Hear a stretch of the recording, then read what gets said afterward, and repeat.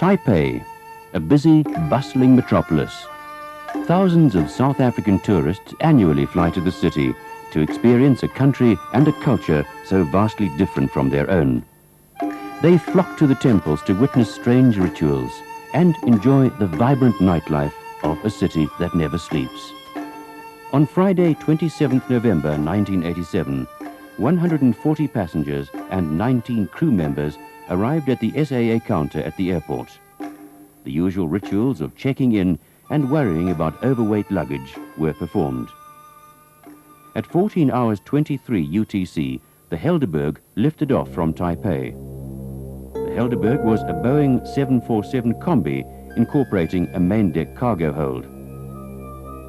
The first leg of the journey would be to Mauritius, 5,000 miles distant.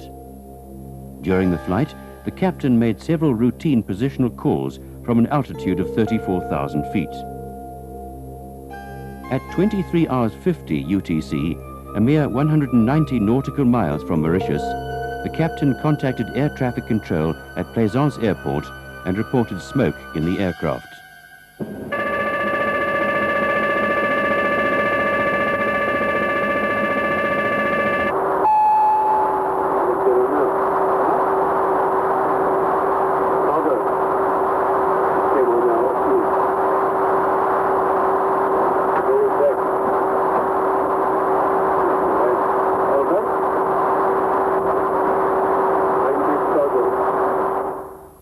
At 3 minutes past midnight, communication between the aircraft and Plaisance ceased. There was total silence. Frantic efforts to re-establish contact were to no avail. The Helderberg had been lost. All aircraft and ships in the vicinity were immediately alerted and the search started. During the first few frantic days, the international community rendered a tremendous amount of assistance. French and American aircraft and ships assisted in the initial search. South African Air Force Transals flew in, offloaded the disassembled Puma helicopters and took off again. Time and speed was of vital importance. If there were still any survivors floating somewhere in the Indian Ocean, they had to be found.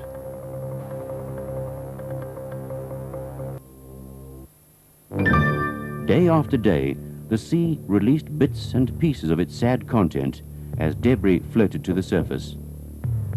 In the hangar at Plaisance, a temporary debris center was established. Manned by SAA technical personnel, assisted by the Division of Civil Aviation, they started the unenviable task of sorting and identifying as much of the wreckage as possible.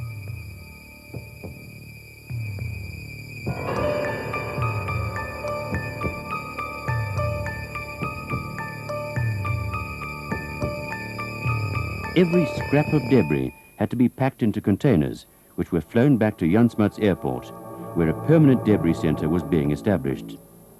There, an attempt would be made to fit the pieces of this fatal puzzle together. A team of American underwater salvage experts who assisted in the recovery of the Space Shuttle Challenger arrived on the Omega, which was equipped with a side-scan sonar fish. Jim Whittaker, who was in charge of the operation, explained its function. Well, we're not relying on the pingers at all. This is a sonar search. This will be literally taking a picture of the bottom with the use of the transducers on this fish here. And it'll show the topography of the bottom and any objects that are on the bottom, such as aircraft wreckage. That'll give us a location. From the location, they'll be marked accurately with the navigation equipment that's on board here. And then a possible retrieval plan will be the next stage, depending on what's found, the condition of it. With the 9-kilometer cable and the electronic sonar detector fitted, a test dive was performed in the harbor. Assured that everything was in working order, the Omega set out for the target area.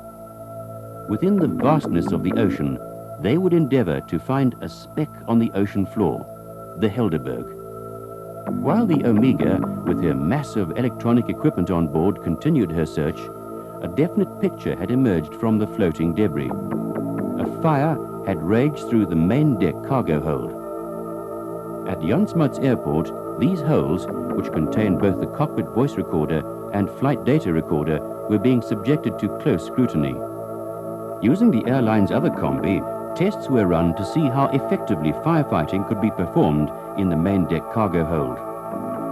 When the hold was loaded according to specification, it proved almost impossible for a person carrying firefighting equipment to move freely between the pallets and control a fire efficiently. Somewhere within this claustrophobic maze of narrow passageways of the Helderberg, a fire had started. During the middle of January, the South African tug Volraad Voltemade picked up the first electronic signals. The terrain where the signal was picked up resembled an underwater landscape of hills, valleys and mountain ranges. 4 days after setting out to sea, the Omega located the wreckage site. Exactly 2 months after the Helderberg had been lost, they knew that they would have to attempt recovery operations at a depth of 4,500 meters, something which had never been done before. At the debris center, tests were performed to establish the efficiency of the smoke detectors in the main deck cargo hold. An exact replica containing insulation material, air conditioning ducts, smoke sensors and alarm systems was constructed and a smoldering fire set. Then the waiting started. Waiting that felt like an eternity. 44 minutes, 58 seconds after the fire was started, the alarm in Zone 2 was activated. Zone 3 followed 18 seconds later. By this time, with the fire blazing and the smoke so dense that it was impossible to see, the firefighting department had to use hoses to get it under control.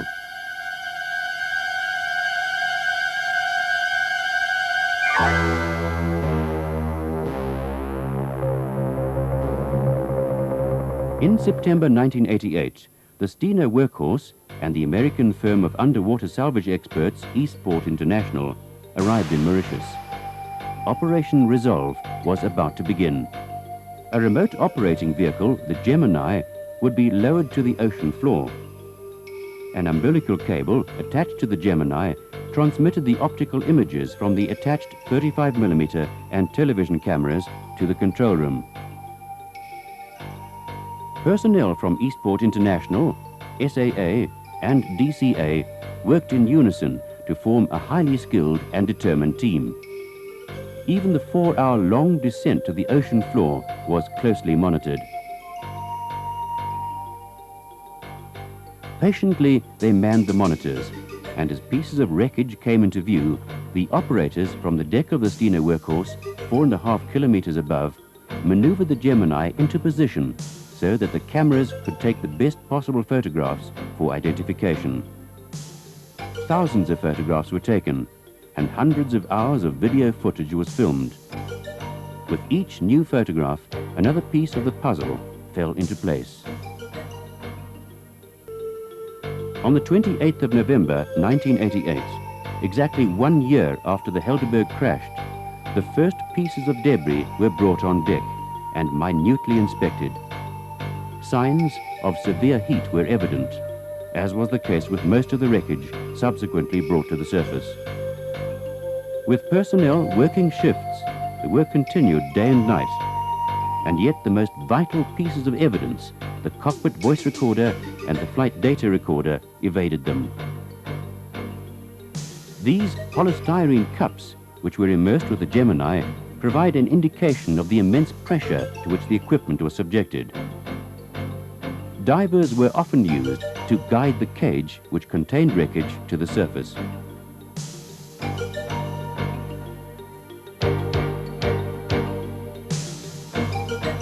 Bit by bit, the pieces were brought on deck. Every possible section of debris was photo-mapped in order to obtain maximum information from the sections which were not brought to the surface.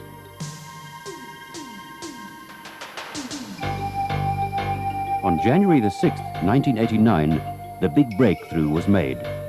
An object resembling the cockpit voice recorder was spotted. The object was compared to photographs, and at last, a positive identification was made.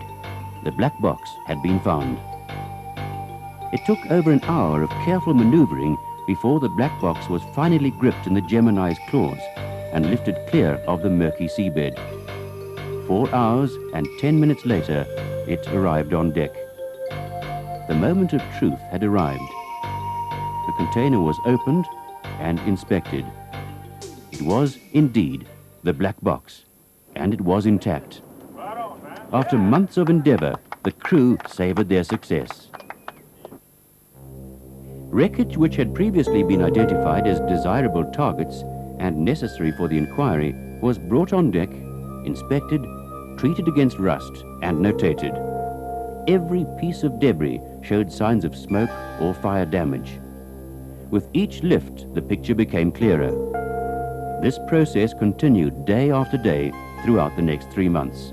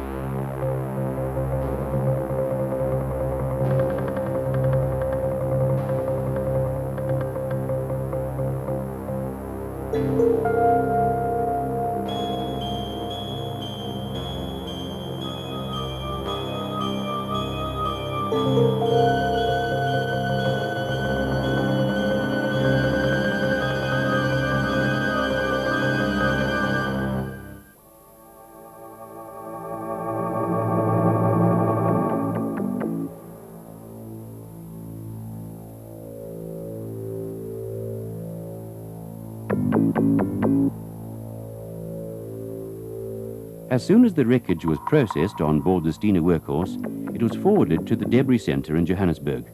Here, the mammoth task of identifying each piece and relating it to a specific point on the aircraft was undertaken.